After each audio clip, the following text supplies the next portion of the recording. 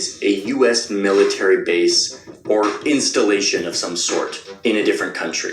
Many of these dots are not placed exactly where the base is, because many of these bases are clustered in areas, and if I tried to map them all in the exact spot where they really are, they would all just sort of stack on top of each other, and you wouldn't really be able to see them. But these dots represent every single base outside of the United States, from huge complexes the size of Rhode Island to small airstrips, little facilities that only house American drones or radar or supplies. This is all of them, and at least all that we know of. And if you look at this map and you see a base that you know of that is not here, or one that is there that doesn't belong there, tell me about it. I want to know, because this is sort of hard information to ascertain. The Pentagon is not very transparent, and neither are host countries about where certain bases are and why they exist. Many of the bases around the world their existence is due to an agreement between the two countries that is often not open to the public, that is secret. Any errors here are mine and not David's. All in all, the number here is about 750. 750 U.S. military bases, big and small, outside of the United States. By outside of the United States, I'm including U.S. territories that are not equal to the United States, like Guam, Puerto Rico, etc. But in reality, we probably don't know the real number, because that data just simply is not transparently available to us. There are a couple major clusters here where the most bases exist. One major one is Germany, and the others are Japan and South Korea.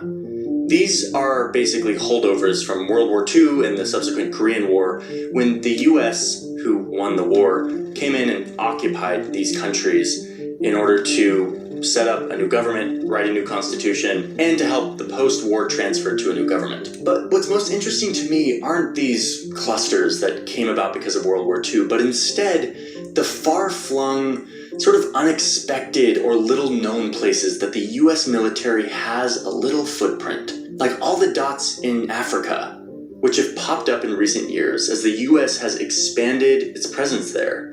These are usually small installations that hold maybe a few soldiers or mainly private citizens who are government contractors. And they mainly house things like drones or radar or weapon systems. You also have this cluster of dots deep in the Indian Ocean, which is the island of Diego Garcia, which I've talked about at length, about the US military's role in displacing hundreds of local people to set up a base there. Some of these dots are just airstrips, a runway in the middle of nowhere. And these runways usually belong to the host country, and the US just rents them for a period of time. Like this facility in the middle of the desert in Oman. Places like this exist to hold supplies in case a war breaks out. So the US maintains these stockpiles of war supplies all around the globe, so that they can strike at any point without having to ramp up a war economy at home. It takes away a lot of the friction from going to war. It made it easier for the US military to launch offensive wars. The wars in Iraq and Afghanistan were easier to launch because the US has maintained a huge infrastructure of bases. Some of these dots don't represent a place where US soldiers are actually stationed, but instead it represents where money from the Pentagon has gone to influence or build up infrastructure. For example, in Iceland, the US is spending a lot of money, tens of millions of dollars, to upgrade this airport, the airport that we all go through when we're going to Iceland, but doing it for military purposes so that the US can use it, can land there if needed. So next time you land in Iceland on your way to the Blue Lagoon, just know that you're passing by one of these little dots. Over here in the Azores, these islands that are owned by Portugal, nearly 2,000 kilometers away from any landmass, there is a group of US military installations mainly used for refueling and weapon storage. Head up here to Greenland and you'll see a little base way up high, the most northern base in the world where 140 Americans live. Kind of looks interesting. I'd love to go there someday. Way out here in the Pacific, you've got loads of remote military bases owned by the United States. They're mainly small airstrips, like this base on the southern tip of this huge atoll of the Marshall Islands. All right, listen, I'm not going to explain every single base. There are 750, maybe 800. There's a bunch of bases. I just wanted to give you a flavor of what some of these look like. They're diverse. They're all over the place.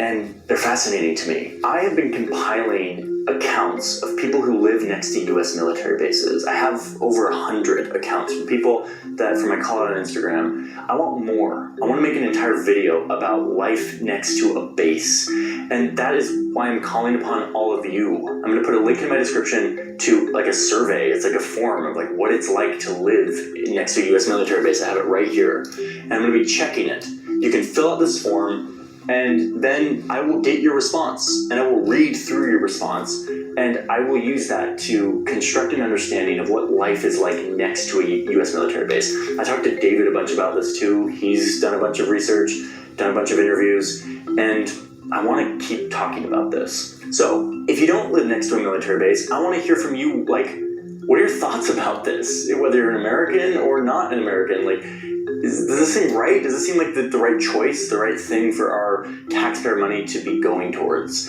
I'm still making up my mind on a lot of this stuff, and I want to start a discussion. My goal in this video was to just map it, was to just look at it, be able to see it on a map. And I've finally done that. By the way, there will be a high-res version of this map on my Patreon for patrons who sign up for the map background tier. That will be there. So I will be in the comments more than normal for this video. I want to hear from you. Before you go, I want to say thank you to the people who gave me a lot of footage for this piece. I didn't go out into the desert and the ocean to film for this video. I got a lot of it from Storyblocks, who's the sponsor of today's video. Storyblocks has supported this channel for a long time, and I'm very grateful because Storyblocks is a place where you can get loads of amazing footage. Like, this video would be half as visually interesting if I didn't have a lot of this footage. But it's not just stock footage. Storyblocks is full of literally over 1 million assets, from sound design assets like sound effects or After Effects templates that you can use to make animations, and then loads of